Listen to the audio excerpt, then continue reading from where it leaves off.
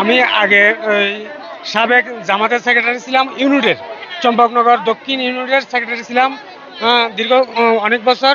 তো আমার বিএনপি ভালো লাগছে, এই জন্য আমি আবার বিএনপিতে যোগ দিছি। জামাত ছাড়লেন, এটা কারণটা কি? কারণ কোনো কিছু না, আমার বিএনপি এখন ভালো লাগতেছে, এই জন্য আমি বিএনপিতে যোগ দিছি। চম্পকনগর জামাতের ইউনিটের সেক্রেটারি ছিলাম। আমার যারা আছে এখানে পাশে যারা আছে আমার কর্মী, ওদের সাথে সবাই নিয়ে এখন আমি বিএনপি যোগ দিছি। বিএনপি আমার কাছে ভালো লাগতেছে এই জন্য। আর জামাতে এখন দানাশি হিসেবে দেয় নাই, ওই ওদের মার্কাটা পায় নাই, ওরা হেফাজতকে দিয়ে দিছে। এই জন্য আমরা ওই দল থেকে এখানে যোগ দিছি সবাই মিলে একসাথে। যখন মনুষ্যমন ক্ষমতা ছিল তখন আমরা ছিলাম বিএনপিতে। মাঝখানে আমার কর্মীদেরকে মূল্যায়ন কম করছে, দাম দেয় নাই, সহজতা পায় নাই, কিছু একটা সময় গেলে মূল্য দেয় নাই।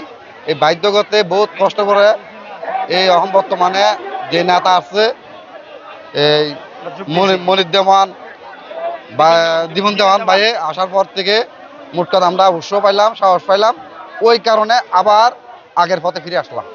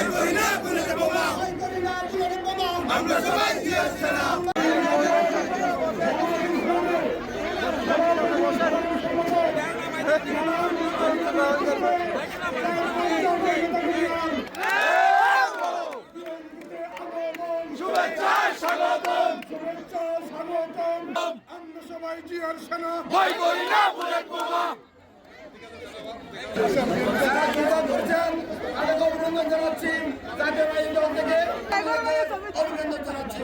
আমাদের আমরা